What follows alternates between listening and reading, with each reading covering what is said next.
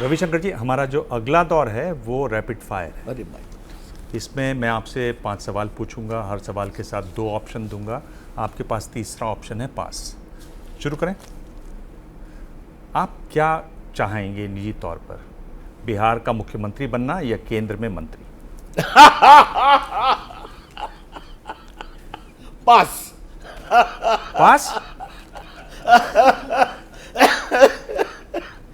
आपकी पसंद हो तो बिहार में बीजेपी का चेहरा कौन होना चाहिए, सुशील मोदी या नंद किशोर यादव? ये निर्णय की हमारी पार्टी की प्रक्रिया है, नेताओं की प्रक्रिया है। अध्यक्ष हों, माननीय गृह मंत्री हों, माननीय प्रधानमंत्री हों, पार्लियामेंट्री बोर्ड हो, तो जो उनका विवेक है वो विवेक मेरे ऊपर लाद रहे हैं आप, ये ठीक नहीं है। पास। बस नेक्स्ट भी आइए ना, आपके सवाल को सब पास ही करना पड़ेगा, मैं समझ रहा हूँ। बिहार की राजनीति में सफलता के लिए ज़्यादा ज़रूरी क्या है, विकास या जातिगत समीकरण?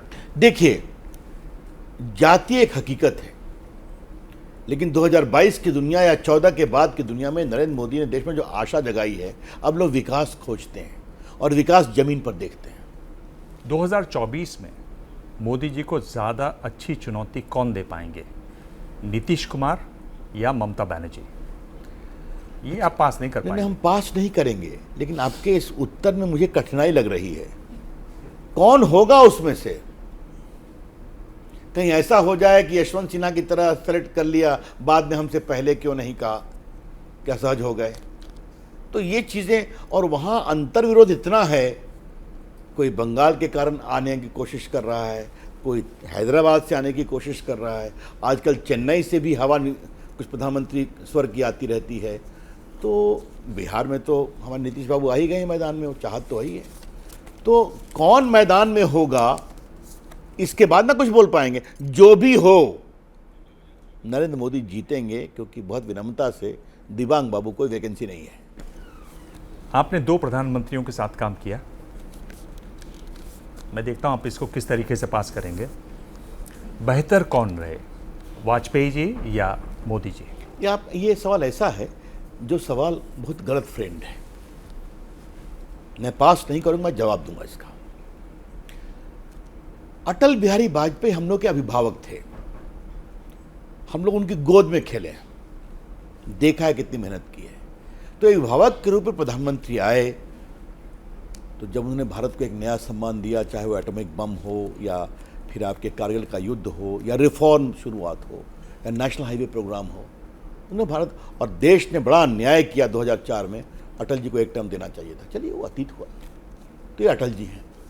नरेंद्र मोदी जी जो आते हैं, तो मैं इनके बारे में कह दूं कि 12 साल मुख्यमंत्री रहने के बाद वो डेवलपमेंट के रग-रग को पहचानते हैं, और जितना वो डिटेल जाते हैं और जो वो दिखाते हैं, और खास कर करके राष्ट्रीय सुरक्षा पर जो टफ स्टैंड लिया, उनको सैल्यूट करने का मन होता है। I am very proud of him. तो इसलिए दोनों की तुलना आप कर रहे हैं, तो एक अभिभावक है ना, और उन्होंने देश को सम्मान दिया, और मोदी जी ने भारत को दुनिया की बहुत बड़ी ताकत बनाई। वही मैं कह रहा था कि आप इसको पास करेंगे, लेकिन मैं देखना चाहता था आप किस तरीके से पास करेंगे इस सवाल को। रविशंकर जी, आपसे सभी ज़रूरी सवाल हुए, कुछ आपने उत्तर दिए, कुछ आपने हंस के टाल दिए। जो पास करने लायक है उसी को पास करता हूँ, जान लीजिए आप। बाकी मैं कोई जवाब से पीछे नहीं हटता हूँ, जान लीजिए आप।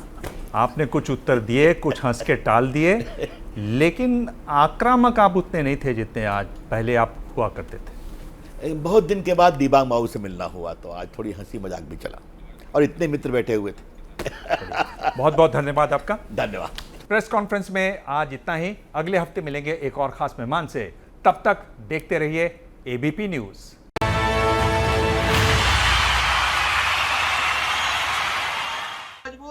क्या मजबूरी है मेरी, बताइए।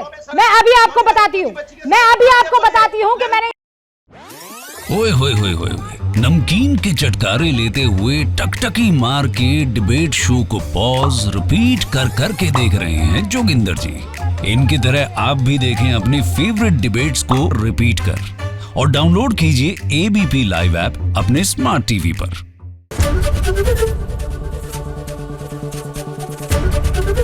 एबीपी न्यूज आपको रखे आगे।